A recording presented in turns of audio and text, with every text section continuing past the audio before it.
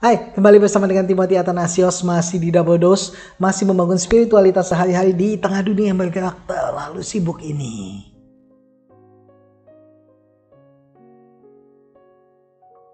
Hai, hari ini tanggal 7 Maret dan saya ingin mengajak kita hari ini untuk merenungkan hal yang berjudul Tuhan yang peduli.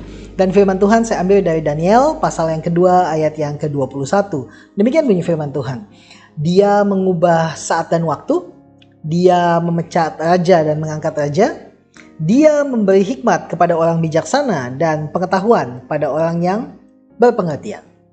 Nah, perhatikan bagaimana Daniel merujuk kepada Tuhan yang berkuasa mengubah saat dan waktu. Itu artinya nasib manusia berganti seturut dengan kedaulatan Tuhan. Ia memberi, ia juga yang mengambil. Yang kedua, Tuhan berkuasa memecat dan mengangkat raja. Hal itu mengingatkan kita bahwa jabatan tinggi sekalipun datangnya dari Tuhan. Jadi tidak ada hal yang perlu disombongkan, kan? Yang ketiga adalah Tuhan itu berkuasa memberi hikmat kepada yang bijaksana dan pengetahuan pada yang berpengertian. Itu artinya Tuhan tidak mengubah orang bodoh menjadi pandai serta-merta langsung dari bodoh, yes, dalam nama Yesus langsung jadi pandai. Enggak. Tapi Tuhan membuat orang yang mau belajar menjadi pandai. Di situ kita melihat kebenaran. Yang pertama adalah Tuhan adalah penguasa nasib manusia.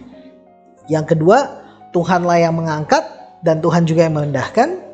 Yang ketiga, Tuhan menambahkan kepada orang yang berusaha. Sekali lagi, Tuhan menambahkan pada orang yang berusaha.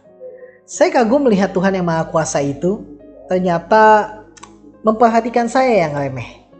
Tuhan tidak butuh saya, namun Ia peduli terhadap saya.